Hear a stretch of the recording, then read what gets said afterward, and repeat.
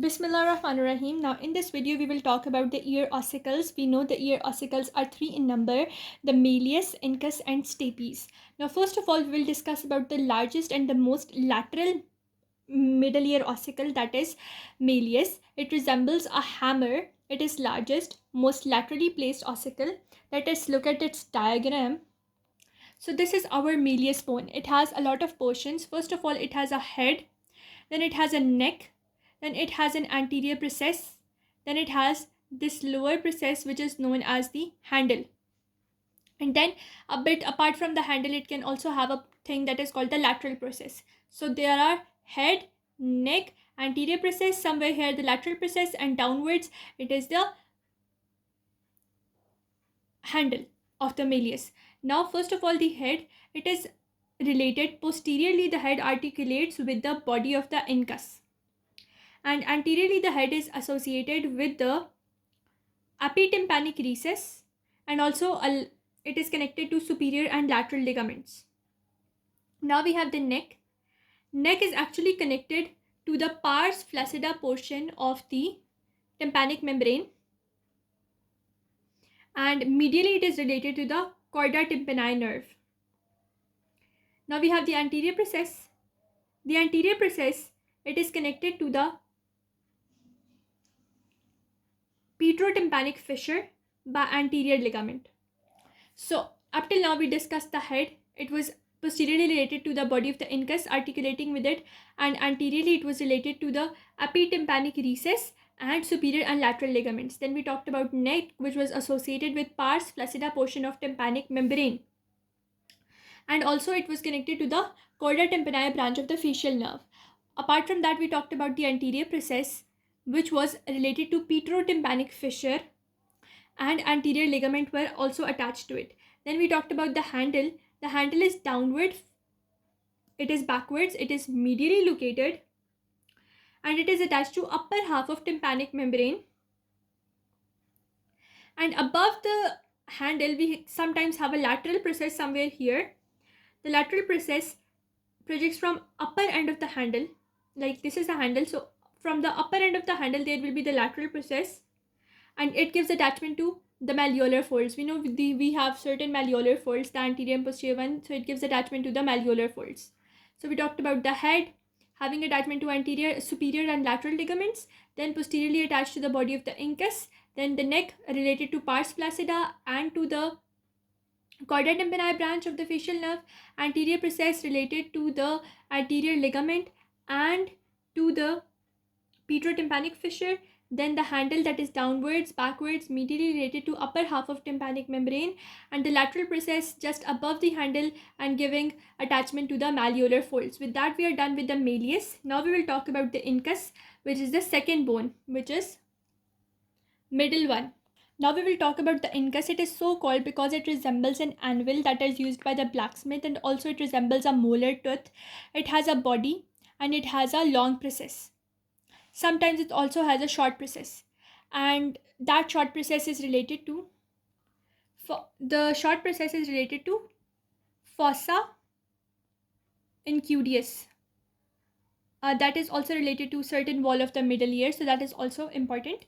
And now body is large, and it bears an articular surface on its anterior side which helps it to articulate with like the Malleus, the head of the Malleus. Let's see that.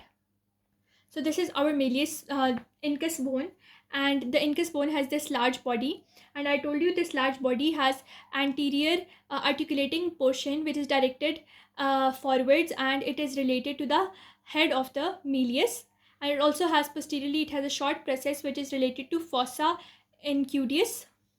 Then downwards it has a long process. Now this long process, it projects downwards just behind and parallel with the handle of the Malleus. Its tip bears a lentiform nodule, and the lentiform nodule is directed medially and articulates with the head of the Stapes. Let's see that. So now this is the long process of the Incus, and this long process is directed, it is present posterior but parallel to the handle of the Malleus, as you can see. Then after that you can see that this long process has certain portion which is known as a lentiform nodule, and this lentiform nodule is going to help the long process of the incus to attach with the body of the stapes. So it has two articulating portion. One is present on the body, which is directed forwards, and it articulates with the head of the Malleus, and one is attached to the long process, which is known as lentiform nodule, and it also articulates with the head of the stapes. And this short process, which is present posteriorly, it goes into the fossa incudius. Now we will discuss stapes, that is like the smallest bone. It is shaped like a stirrup. It is smallest, it is most medially placed bone of the middle ear. Now we have the stapes, and if you can see in this diagram of the stapes over here, so it has a head first of all.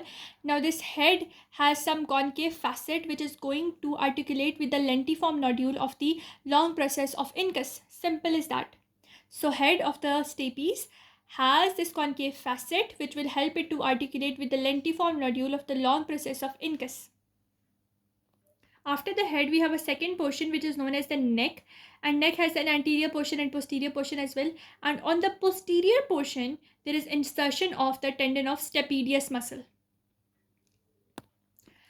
After the head, the neck portion, then we have two crura or two limbs. They are anterior limb and the posterior limb.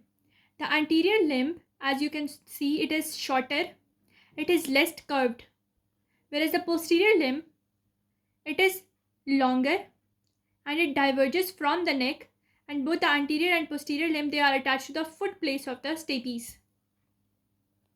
Now we can see the foot plate of the stapes, which is also known as the foot piece or the base. It is oval in shape and it fits into fenestra vestibuli, and fenestra vestibuli is related to the posterior wall, as I told you, and it had something to do with fenestra vestibuli was actually related to the medial wall, and it had this particular thing that it was opening into the vestibule of the ear. So this foot plate of the stapes is going to fit into the fenestra vestibuli. So here we can have again a review of the stapes. It has a head which articulates with the long process of the stapes and its lentiform nodule. Then we have the neck. The neck is going to provide insertion posterior side to the stapedius muscle. Then there are two cruras. They are anterior, posterior. Anterior one is less curved, whereas posterior one is more curved. It is longer one. Both of the cruras, they are attached to the foot plate. The foot plate actually fits into the fenestra vestibuli, and it forms the base or the foot piece. Now we will discuss the joint of the ossicles. First joint that we can see is the incudo-malleolar joint. It is a saddle joint. So between the incus and the malleolus, we have the not the malleolus but the malleus. Between the incus and the malleus, we have the incudo-malleolar joint or the saddle type joint.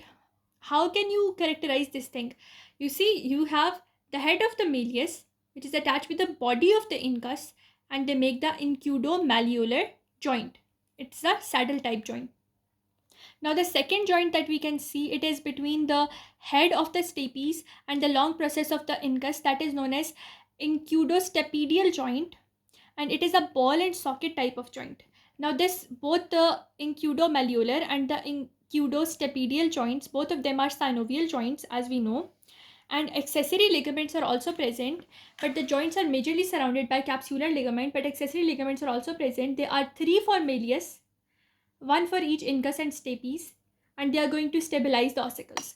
So malleus is the biggest bone, so it has three accessory ligaments, whereas the incus and stapes, they have one ligaments. All ligaments, they are extremely elastic, and because the joints were synovial joints, so they are surrounded by capsular ligament and they are filled with the synovial fluid. Now in the next video, we will discuss about the muscles of the middle ear.